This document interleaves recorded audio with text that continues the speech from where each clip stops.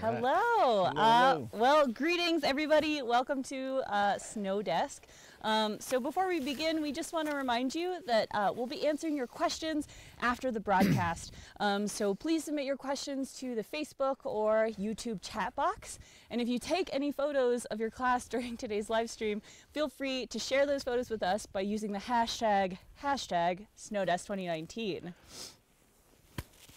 Getting some feedback there.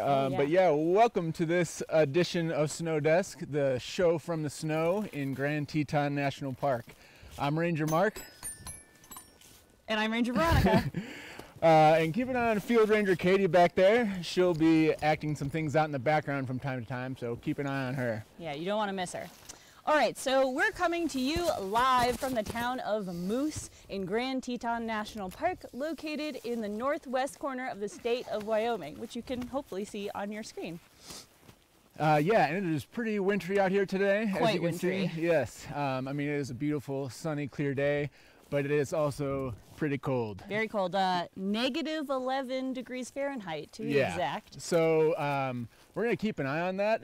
It's really cold, but it might be the case that halfway through this, if my lips stop working, we might have to change things up, and we'll probably take questions at the end inside. I think that sounds like a good idea. But feeling pretty good right now. How about you? Yeah, ready for anything. All right, let's do this. Yeah, so you're connecting with us as we sit at a desk made out of 4 feet of snow. 4 feet of snow.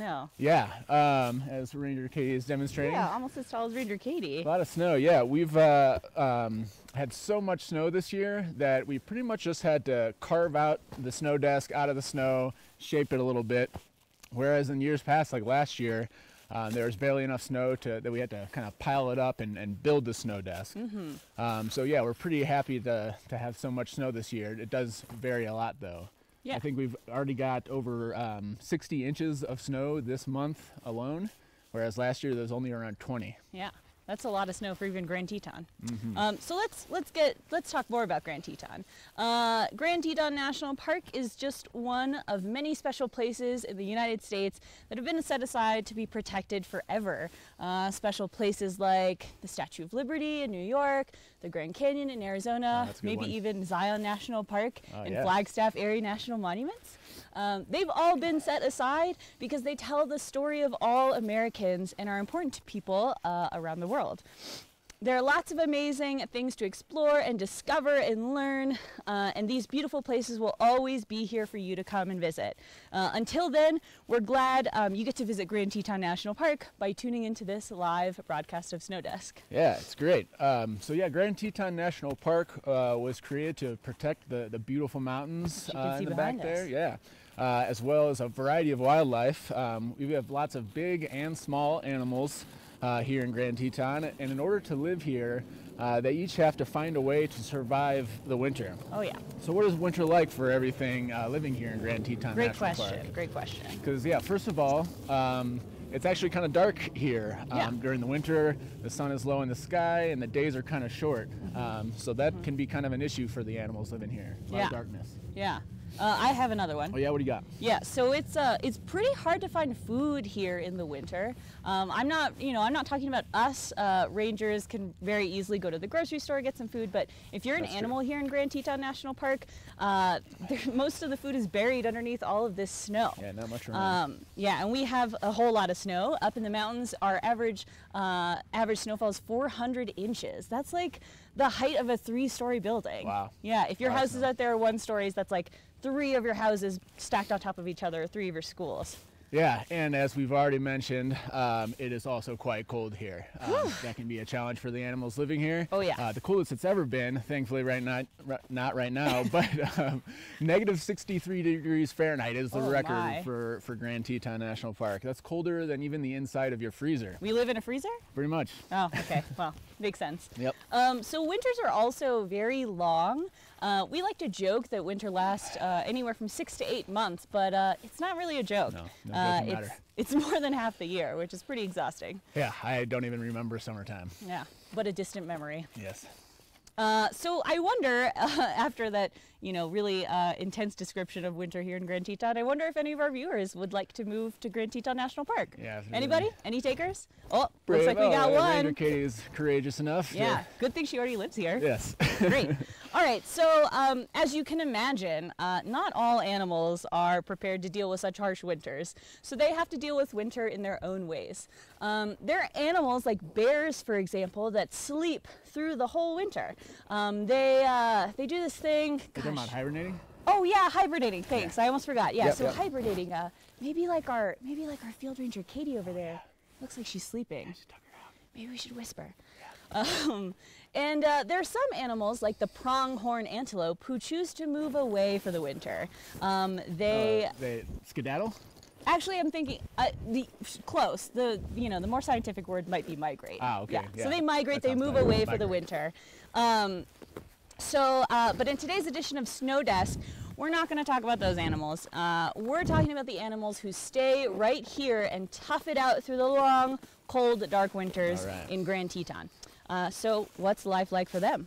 Yeah. Sometimes I like to compare the life of any animal in Grand Teton National Park to a winter Olympic snowshoe race.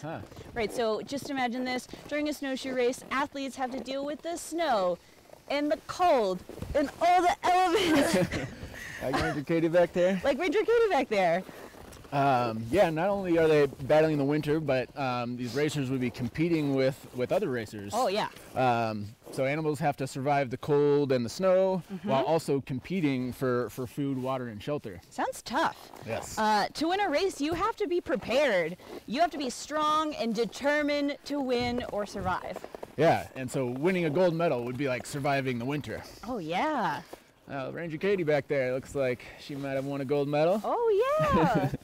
Good job, Ranger Katie. Well done, Ranger Katie. Awesome. Good work. So unlike athletes like Ranger Katie who get to go home at the end of the day, kick up their feet and eat a warm meal, animals are still outside braving the cold. Yeah, so I mean, how could anyone or anything possibly survive the winters here? Is there any hope for survival? How do they do it? Well, I know it may sound bleak, but they have a great idea. Oh, yeah? Yeah, they change. So snow and cold change the way all things survive, and the animals of Grand Teton make changes or adaptations in order to survive winter in one of the harshest climates in the world. Yeah, so animals survive these long winters by adapting in 3 important ways. That's the 3. So for one, and you can do the motions along with us here, the animals can change how they look. Strike a pose. Second, they could change where they live. Or thirdly, they could change what they eat. Yeah. Yeah, great. Awesome. Well, let's get to it. All right. All right, so first let's talk about how animals change the way that they look. It's easier than you might think. Okay. So maybe some people tuning in today had to wear a coat this morning before they went outside. I know personally I'm wearing about 3 coats. What about you, Ranger Mark? How many coats are you wearing? I lost count, somewhere between 3 and 6. Oh my, oh my. And are you warm? Sort of. Okay, all right. So we get the idea. Even people change how they look from season to season. I'm typically not this puffy in the summertime, but I don't know, it's hard to remember. So one animal that actually does this, I'm thinking of the bison. The American bison or a buffalo. Sometimes the best way for an animal to get ready for winter is to put on a nice, warm winter coat. Oh, wow, look at Ranger Katie back there. Yeah, look at Ranger Katie back there sporting the season's latest fashions. So to prepare for the long, cold winter, bison actually grow an extra thick, warm winter coat. Katie, how's that coat treating you? It's good. It's warm and it's heavy, but it's very good. Warm. Are you sweating? Yeah, a little bit. You should try it. Oh my, Yeah. sweating and it's good. still -11. That's incredible. Yeah. So warm. I kind of wish I were a bison right now. Yeah, that'd be nice. Might be nice. Another animal that does this is the bull moose. So bull moose, so majestic with their huge antlers atop their head. They actually drop those big heavy antlers every year just before winter, which is pretty handy because you know how much those things can weigh? No, how much? A pair of moose antlers can weigh up to 50 pounds. Wow. Yeah, pretty taxing. Yeah, extremely heavy. Yeah. Oh yeah. Ranger Katie Katie, back here. looks like you're having a little hard time balancing. What's going on? This is Yeah, it's heavy? Yeah, Like 50 pounds? Like real heavy. Oh, wow. Well, Ranger Katie, I have some news for you. What? You can actually just get rid of those antlers because it's wintertime. We get rid of it? Yeah, you can just like Adaptation. get rid of them. Just Really? check them. Yeah. Woo! Okay. Incoming. How do Thanks, you feel? guys. Fantastic. Yeah. Light Good. as a feather. Yep. Oh, wow. So she's so prepared for winter now. There you So go. much energy. Good adaptation. Yeah, great. So another animal that changes how it looks in the winter is the weasel. Oh. They actually get to do something very special. Okay.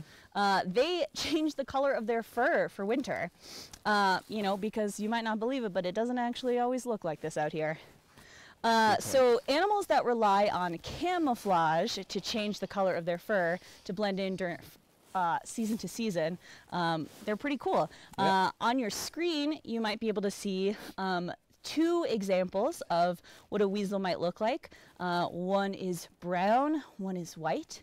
So maybe the viewers out there, they can probably guess what color weasel is better adapted for the wintertime, for the snowy white conditions outside. I'm thinking probably since they want to hide out from like big predators and stuff, they might want to rock the winter white coat. Yeah, I think that might be what I'd go in with. for the season. Yeah, totally. I don't think we would do very well camouflaging in the winter. No.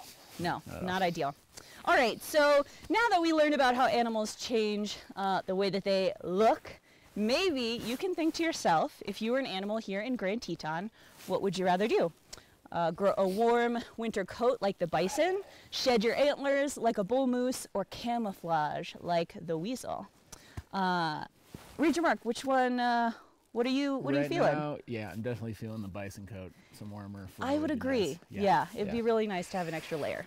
Yeah, Good call, definitely. good call. So next we're going to explore the ways in which animals change where they live. And this one's also pretty easy. Maybe some of you out there have had to move at some point in your life. Oh, yeah. You know, different neighborhood or even different cities, states, or even country. Sure. So yeah, we've definitely moved too. Oh, yeah. Ranger Veronica, were you born and raised at the snow desk? Wow, that would be real tough, but no, I was actually born in Los Angeles, California, very far away and that much is good, warmer. Good long way. Yeah. Yeah, what about you? I came from St. Louis, Missouri. Ooh, So yeah, also had to warmer. do some moving. Yeah. And so yeah, we know that moving can be hard. You got to pack everything up, start somewhere brand new where things aren't as familiar. Yeah. So yeah, every winter there's animals here in Grand Teton that have to change where they live as well. Because their location where they live just got super duper snowy and cold. Yeah. So for those animals, it is all about their location. Ooh, I like What is this. this now? What are you guys doing? Kool-Aiding? Okay. Yeah. Yeah. So it looks like maybe you think we're going somewhere warm. We're not. You said vacation, vacation, No, vacation. Location. Oh, sorry. Too Yeah. many hoods. Can't Gotcha, hear. gotcha. Hard yeah. to, yeah. That does sound nice, though. Maybe we could do that at some point. But all right. today we are staying here talking about the animals that are surviving the long winters here in Grand Teton National Park. Gotcha. So they change where they live. So let's talk about that. So we've got some animals here in the park that are adapted to living in 2 different places. Tell me some, more. Yeah, some are adapted to living on top of the snow. Oh, kind of like Ranger Katie. Yeah, like stomping around on top of the snow. That is one way that animals live here. They are also adapted. Some are also adapted to living underneath the snow. Oh. So wait a minute, where'd Ranger Katie go? I thought she was. I don't know. She was just on top of the snow. Yeah, Ranger Katie. No. I Oh well. Maybe So yeah, viewers so can see. yeah, so think to yourself, viewers, why might an animal want to live underneath the snow? What some beneficial reasons that would be a good adaptation? Oh, I bet we can think of some. Yeah, I mean, it is really cold right now. Yeah. But if you were to live underneath the snow, I mean, snow is cold, but when you have a lot of snow, it could act like a big blanket and keep you much warmer. Very cool, very cool. I Yeah. can think of one. What do you got? So if you're underneath the snow, I think you'd be pretty protected from predators. Oh yeah. And the elements like the snow, the wind, Sure. and the cold. Yeah, that's a Might good be kinda point. Nice. And we were talking about food earlier. There's Oh, not yeah. a lot of food, but Nope. if you were to dig down and live underneath the snow, maybe you'd be able to find some some roots and bulbs down there, maybe insects or other little critters that you could eat. Yeah, totally. Yeah, good idea. So yeah, there's animals that do live underneath the snow. For example, the pocket gopher. Ooh, the pocket gopher, Yeah, my favorite animal. Yeah, they have to keep moving to dig their tunnels underneath the snow. Oh yeah, Hey, wait like, a second. there's I Ranger think kind of Katie. like She Ranger reappeared. Katie. She's just pocket Digging gophering away around. at her snow tunnel, which is what the pocket gophers do to keep warm. So if you all at home want to get up, stand up, and do the pocket gopher shuffle to stay warm, Oh, yeah, you want to let's stand do up and move your arms back and forth, digging that tunnel, moving your legs up and down. How are we doing, Ranger Katie? A little warmer? A little warmer. Yeah, it's a Good, good good. workout. Yeah, a good adaptation. Works like a charm. Yeah. So I hope you all are a little warmer as well back home. Yeah, I think they might be. Yeah. Okay, so Ranger Mark. Yes. I have a question. Okay. So those are the animals that live under the snow. Uh-huh. But not all animals are small enough to live under the snow, right? No, that's right. Yeah. Okay, gotcha. So many large animals have to live on top of the snow, which comes with its own challenges. Oh, yeah. Sometimes the snow here can be as deep as you are tall. Me? Yeah, definitely. That's a lot of snow. Definitely a lot of snow. So with all that snow on the ground, animals have to adapt to living on top of the snow, and there are some animals here in Grand Teton that do that really well. For example, one cool animal here in the park is the lynx. Ooh. Yeah, they have actually really big feet so that they don't fall through the snow. I think you maybe can see a picture on the screen. It's a really cool looking cat. Ooh, yeah. And they actually change the size of their feet from season to season. So if you want to follow along with us, we'll kind of demonstrate that. So if you want to hold your hands out and squeeze your fingers together, that's like the lynx paw in the summertime.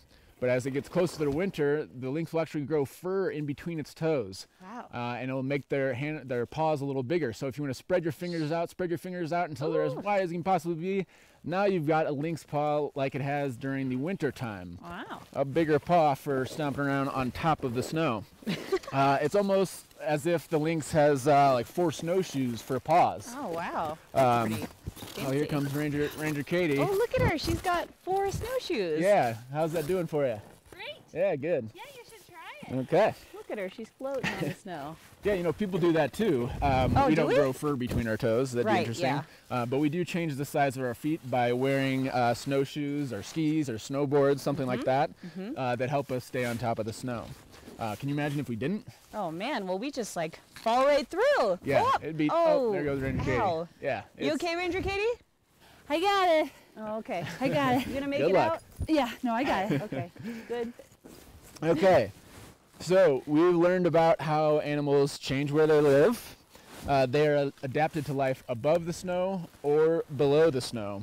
So think to yourself, if you were an animal living here in Grand Teton National Park during the winter, what would you prefer to do? Would you rather live above the snow like the lynx with its big paws? Or would you rather live underneath the snow like the pocket gopher? How would you adapt? Great question. What do you think, Ranger Veronica? What'd you go with? I don't know. It might be pretty fun to live underneath the snow. I think, you know, Yeah, making stay tunnels. nice and warm, digging in the tunnels. Yeah, be pretty nice. All right, so let's get down to the important matters. All right. Yeah, we've already talked about how we can live with all the snow, but now it's time to get food. Ooh, that is Yeah, important. food is important. Yeah. All right, so why not just run to the grocery store? That sounds great, right? Maybe like Ranger Katie, look at her. But what if you get there and all the shelves are empty, Oof, dusty, barren, and there's no food in sight? disaster. I know, very sad. Well, that's kind of what winter is like for many animals. Bare shelves, no food in sight, and when there's no easy food to find, you're gonna have to change what you eat. So let's talk about some animals that might have to do this. Okay. One animal that has a pretty hard time with this change is the Oh, moose. the moose again. Yeah, the moose, once again. In the summer, the moose, oh my gosh, they're just living the dream. It's like nature's buffet out there. They have all sorts of nutritious and delicious things to eat, like yummy leaves on trees. Oh, yeah. Yeah, but in the winter, well, guess what happens in the winter? What? All those leaves are gone. Oh, yeah. They sure fall enough. off the trees. Yeah. They're gone. And Okay. all you're left with are dry tree branches. Not as nutritious or delicious Yeah, no. as those leafy greens. optimal. So let's see if we can maybe tie this back to some of our favorite foods. Okay.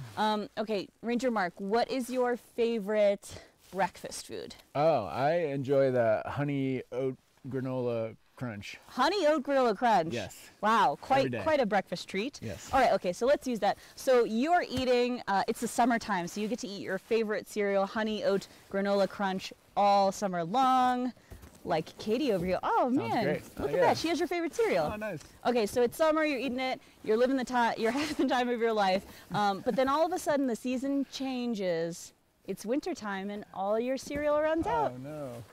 Bummer. Ranger Katie, what are you gonna do now that you don't have any cereal? Well, you guys, without cereal, it looks like all I have left is my box. Oh yeah, but that's but- not. I could try to have. Oh no. Oh god. Yeah. That's not gonna be good. Hey, do you want Yeah. to try some? I'm. Thank oh you. my I'm God. good. It's okay. Oh well. Oh, that's so sad. Yeah. Well, you know that's kind of what the moose has to do, right? I guess so. You know, they have to make a hard transition, and it's kind of like eating cardboard all winter. Pretty unfortunate. Yeah. Yeah. Hard change to make. Yes. Believe it or not, there are some animals in Grand Teton that actually love winter. Really? Yeah, they get to make like a great change. Animals like the wolverine, Ooh, cool. they get to feast on frozen dead animals buried up to 7 feet under the snow. Whoa. Yeah, you know how they can find those treats in nature's freezer? How would that be? They can smell up to 7 feet under Oh the wow. snow. Wow. Yeah, powerful That's wild. noses. Yeah. It looks like Ranger Katie's got a little freezer over there. Ranger Katie, do you have any snacks for us? Maybe like Yes. popsicles, ice cream? Well, I have a frozen dead bighorn sheep skull. A frozen dead bighorn sheepsicle. Yeah, you want to try some? Oh wow, I can. It Yeah. smells so It's bad. delicious. It smells It's, like death. yeah. Oh no, I'm good. You can keep that for yourself. Okay, I'll Yeah, keep yeah. it. The I'll keep it Wolverine frozen. diet. Yeah. Thanks for sharing, though. Cool, boy. What do you think? Yeah, I'm not so into that. No, would that make a good Ben and Jerry's flavor? I don't think so. Yeah, not ideal. No. All right. Well, some animals, like the pika, actually pika. have a pretty good time with winter because they plan ahead and get to Ah. eat their same favorite food all winter long. Awesome. That's yeah, wise. they're pretty smart. Yeah. So they work really hard in the summer so that they can eat the same food, their favorite food, grasses and flowers all winter long because they don't hibernate. They're awake all winter long. Uh-huh. Kind of like Ranger Katie. Ranger Katie, you have all your favorite foods with you. Yeah. All right, so I hate to break it to you, but it's winter now. So Yeah. what are you gonna do? Oh man. I mean, the flowers are not found in the wintertime, No, so it's far too snowy for that. you know what? I'll make sure I have some saved so that I can eat them in the wintertime. I'll save them. You'll save them for later. Yeah, in your yeah. little backpack. Yep. Oh my Good gosh, idea. You're so smart. Such a planner. Well, pika don't actually have tiny backpacks, though that would be very cute. Yes, they would. They actually store their favorite food for later in what's called a haystack. It's a pile of dry grasses and leaves up to 4 feet tall, which is as tall as Snowdust. Yeah, wow. And so they can snack all winter long on their favorite food. Pretty Seems smart, very huh? wise. Yes, absolutely. Very wise indeed. All right, so now that we know how some animals change what they eat in order to survive the winter, perhaps our viewers can close their eyes and think about what change they would rather make. Would you rather be a moose and eat dry branches all winter long? Would you rather be a wolverine eating frozen dead animals? Or would you like to be a pika and save up your favorite food for the winter? What do you think? What are you leaning towards? Well, I think I'm leaning towards the pika method. Yeah. Oh yeah, vegetarian? Yeah. Yeah. Okay, yeah, that's good. Yeah. Takes a lot of planning. Eat all the same stuff all year long. Seems, Right. Seems pretty good. Yeah. Yeah, consistency. Mm-hmm. I think I'm kind of leaning towards. I know it was a little like gross at first, but Katie seemed to really enjoy her bighorn sheepsicle, so I might Yeah. go with Yeah. Be a good frozen dead animals. hearty meal. Yeah. Sure. I don't know. So yeah, today we have discovered some major changes or adaptations that animals make to survive the winters in Grand Teton National Park. They change how they look, where they live, and what they eat. And although changes like seasonal changes happen here all the time, we as park rangers try to protect this place from changing too much. We want these places to be here forever. Imagine classes. Is there something that people could do that could be dangerous or harmful changes for the animals in Grand Teton National Park? Can you think of anything that people could Yeah, change? I could think of a few. You know, littering is pretty rough in the national parks. That is an issue. Yeah, if you leave things like, you know, like a granola bar wrapper out, there'd be a lot of animals that might think that it's food, and they might, I don't know, get it stuck in their digestive system. Yeah, we Not don't a want great- that. We want animals to keep eating their food. Not Yeah. any of this people stuff. Can you think of another thing that humans might do that might not be so great? Yeah, sometimes people like come and get really close to the animals and try to take a bunch of selfies with the animals. Yeah, say no to selfies with animals. Yeah, the animals do not like that so much. Yeah, not ideal. Got to protect them. So yeah, protecting national parks and all the animals living there is a really big job. And while park rangers like ourselves work very hard to protect these special places, sometimes our hard work is not enough. We need help. And we think it's up to the owners of the national parks to help protect them. Makes sense, right? Yeah, but who owns national parks? Yeah, I wonder if everybody back there knows who is an owner. Maybe try pointing to someone who you might think is an owner of the national parks. So yeah, if you want to just join us here and give us 2 thumbs up and shoot those back at yourself, because you indeed are an owner of the national park. Woohoo! National parks. You, your friends, your parents, your teachers are all owners of the national parks. Ooh, And even your kids. and your mark. Yeah. Not everyone who's watching, especially some of our student friends, have kids. Oh yeah, fair enough. But someday they might choose to have children, and those children and their children and grandchildren will be owners of the national parks. Oh, because national parks are for future generations. Absolutely. So yeah, we need to Okay. take care of them just like past generations helped protect them for us. So yeah, we challenge you and your families and your classes to talk more about how to protect national parks near you.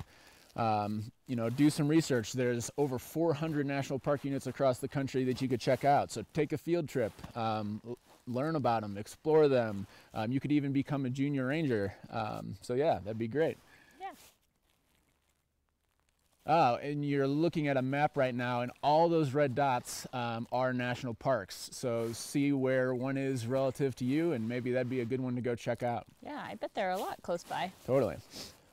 So, in the words of the Lorax, to conclude, unless someone like you cares a whole awful lot, nothing is going to get better. It's not. So yeah, we hope you care a whole awful lot about Grand Teton National Park and other national parks near you. And thanks for tuning in to this broadcast from the Snow Desk. So we will be answering questions now. If you want to, put them on Facebook, chat them in on Facebook or on Instagram. We should be able to get those, and we'd be happy to answer them for you.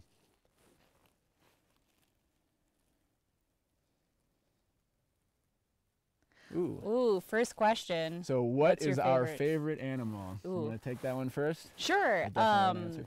Yeah. So my favorite animal is the bison. Not just because it's warm, but I like, I think they're so big and so strong. They have these huge neck and shoulder muscles, which I think are pretty impressive. And they actually, in the wintertime, they're kind of like the animal version of a big snow plow.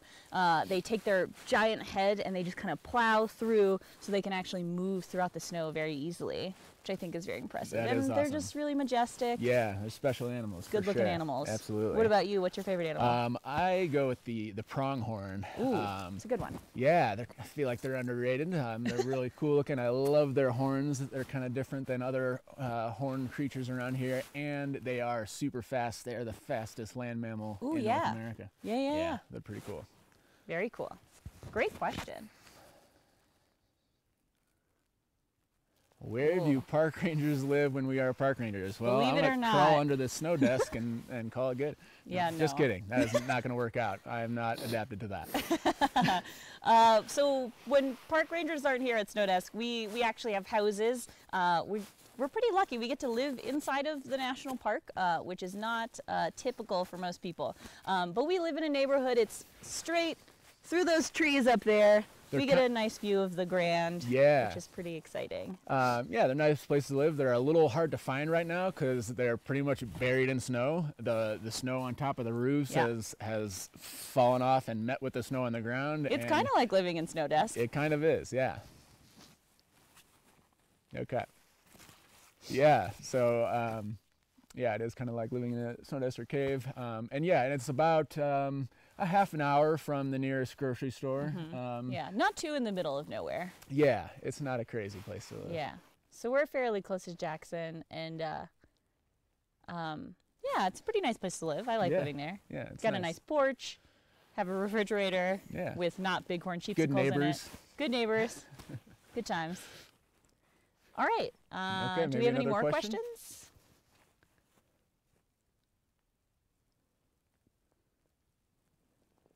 Ooh, what? Oh, yeah. What other animals live under the snow? Great question. Yeah. So there are other small mammals like mice or voles are another small animal digging around down there, and moles. Snowshoe hare too, right? Yeah. Well, kind of underneath the snow. I think. Don't they? I don't know. Anyway. They got their snowshoes.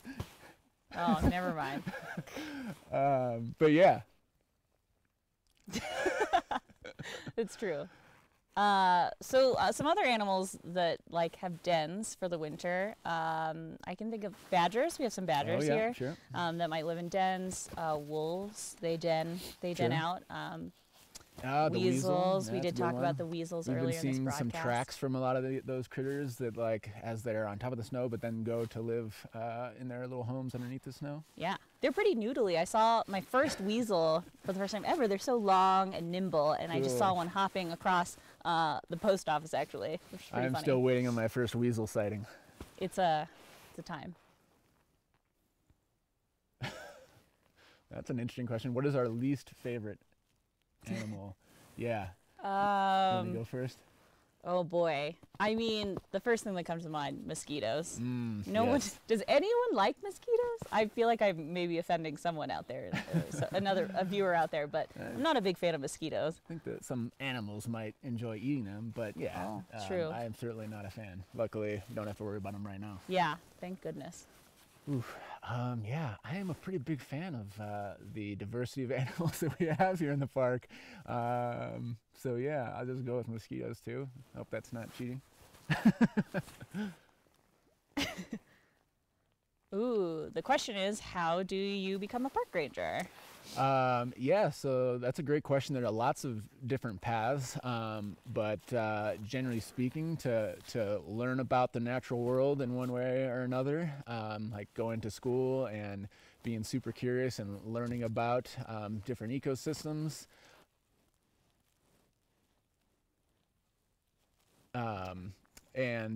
Yeah, there are different paths. My path in particular, I used to be a high school science teacher and enjoyed that and wanted to work with people, teaching people about the natural world outside. And so here I am. How about you?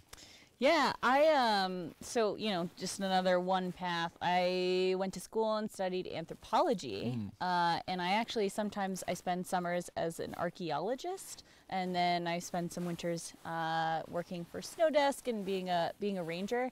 And so I just sort of, I started off doing internships with the Student Conservation Association, and there are lots of different organizations that will place students as young as high school even in national parks. You can volunteer in national parks, just getting involved in whatever park or national monument is closest to your home. That's a really great way to kind of test it out and see if you really like working in a national park.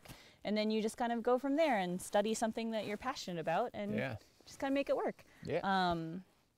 Yeah, it's a cool, windy path. Yeah, and we need people with all kinds of different backgrounds. So Yeah. it'd be cool. Just a quick interlude. We have a list of some schools that are tuning in, so we just want to give them a quick shout out. Looks like Colorado Mines. We have kindergarten through 6th grade. We have some schools in California. We got Michigan, Wyoming. Idaho, West Virginia. Florida. Wisconsin. Missouri. I see you over there. Texas. There's West Virginia, maybe? Oh, yeah. Indiana, Utah, Wisconsin, Wyoming, Pennsylvania. Did we already say that? Florida, Alabama. Idaho, our neighbors over there. Awesome. So many states So represented. cool that you guys so are many all schools. connected with us. Thanks for. Okay, we got another question here. Ooh. Is the amount of snow typical for this time of year? Well, we actually just learned earlier this morning that for February, this is the snowiest February on record. So we had a few huge snowstorms right in a row at the beginning of February. So as far as this month goes, it's pretty snowy and pretty cold. Yeah. A lot colder than it typically is in February. I think we had 50 inches just in February. But then I think as far as the entire winter goes, like the total level of snow is just sort of on par. Yeah, it's not crazy out of the average. So Right, yeah. but a bunch of it in February. Yeah, and up there in the mountains right now we're at 389 inches of snow. So, Yeah, good question. Yeah. Okay, we're scanning for some. I think we're getting some questions dispatched.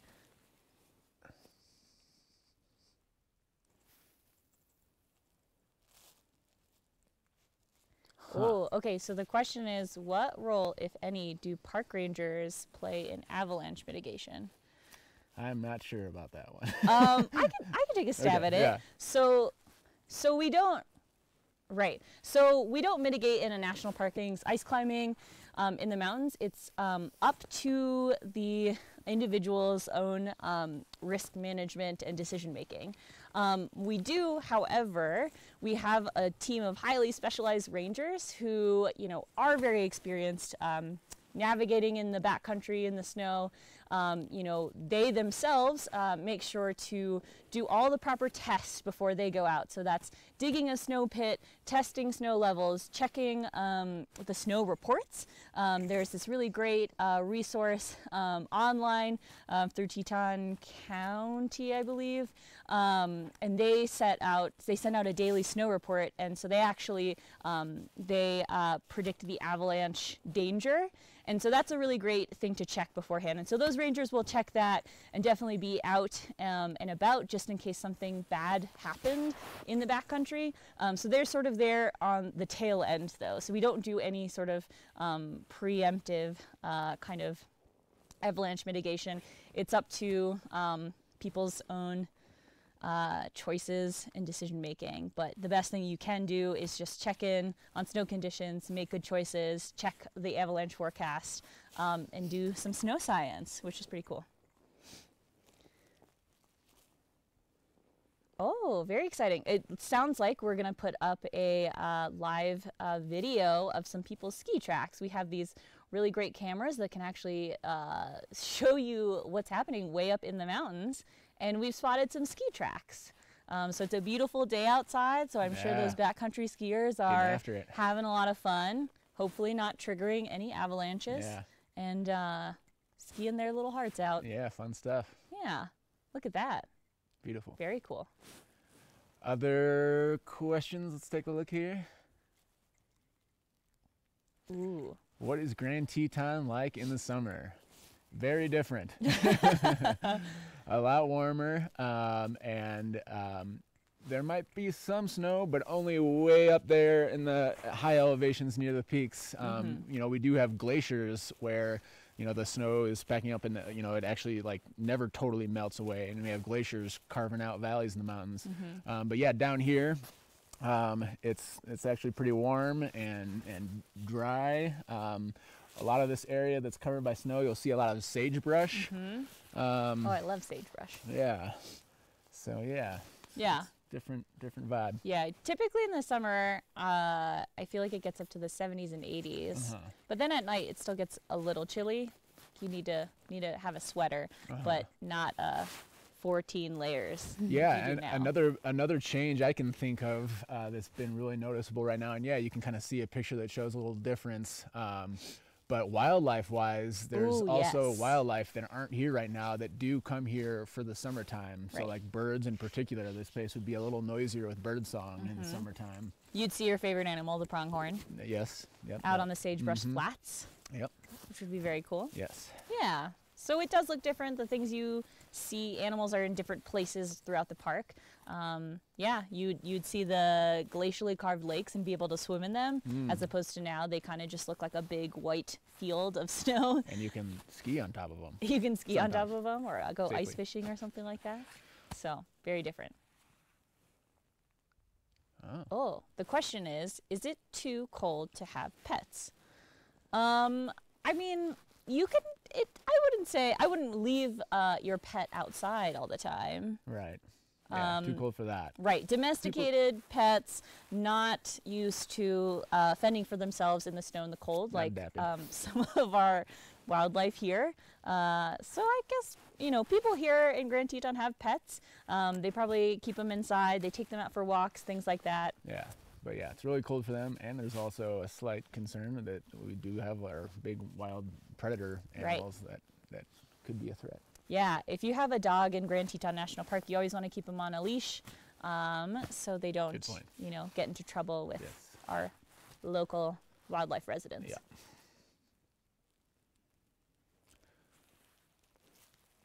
Oh, great. So the question is, how did we make Snowdesk? And we actually have a pretty special video to show you all about the making of Snowdesk. So this is from a previous year where there was slightly less snow, but yeah, you get the idea. It takes a lot of work, a lot of teamwork to kind of build it up and carve it out and get it shaped nicely. And this year it happened over the course of, I guess, 2 days. 2 or 3 days? 2 or 3 days, yeah. And yeah, we've got a pretty nice desk here. If you guys yeah. were here, you could hang out here, do your homework. Do and your homework on top have of a the nice desk. cup of coffee here. It's pretty nice. Oh. Look at them. They're almost done. That yep, there you go. precision. So yeah, beautiful wild furniture we got here. How do you make a snowman? How do you make a snowman? Kind of like making a snow desk. Oh yeah. Just slightly different shape. It's not really good. So you see, like, the snow is just crumbling out of my hand. Not ideal for snowman making right now. Not right now. The snow consistency. Yeah. But generally, you just sort of start off with a little snowball, roll it into a bigger snowball, stack 3 on top of the other, get some twigs, maybe a carrot, maybe not a carrot. Yes. Ooh. That's a good question. How do Yeah. we get to work from our neighborhood? It's only a couple miles. We could brave it and walk. There aren't too many other options. I suppose we could snowshoe, but that You would could take cross-country a really long time. ski. We could cross-country ski. Gonna do that Monday? Sure. Yeah. Hold you to it. Never need to work out ever again. But typically we do have cars. In the summertime you could ride a bike. There's nice bike paths in the park. But right now we try to carpool and stay warm and safe in our cars. Yeah. Yeah. We used to have a neighbor that would use his snow bike. Oh, that's a good And idea. that was very brave. He was Yeah. very bundled as we passed him every morning on his bike. That's awesome. Ooh, question is, do we live at Snowdesk? No, we just work here. It's a 9 to 5 thing. Just kidding. We do our broadcast here, but then we also have the ability to go inside, and we do live inside. Thank goodness. Houses. Although if Yes. Snowdesk had some heaters, it might be a little more hospitable, but Okie dokie. So I think that's all the time we have for questions. Great questions. Thank you so much for participating. It was great being with you all. Thanks for tuning in. And we will see you next time from the broadcast, the show in the snow from Grand Teton National Park. Snowdesk. Woohoo. See ya.